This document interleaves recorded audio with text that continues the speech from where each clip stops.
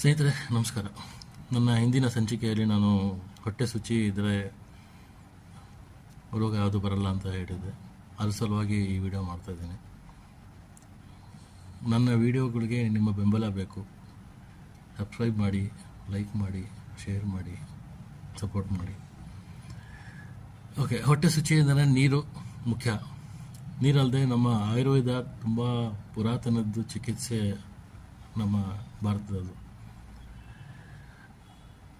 ಗಿಡಮೂಲಿಕೆಗಳಿಂದ ಚಿಕಿತ್ಸೆ ಮಾಡ್ತಾಯಿದ್ರು, ಸಸಿಗಳಿಂದ ಚಿಕಿತ್ಸೆ ಮಾಡ್ತಾಯಿದ್ರು, ಅದಲ್ಲದೆ ಆಪ್ರೇಷನ್ಗಳು ಮಾಡ್ತಾಯಿದ್ರು ಆಯುರ್ವೇದದಿಂದ.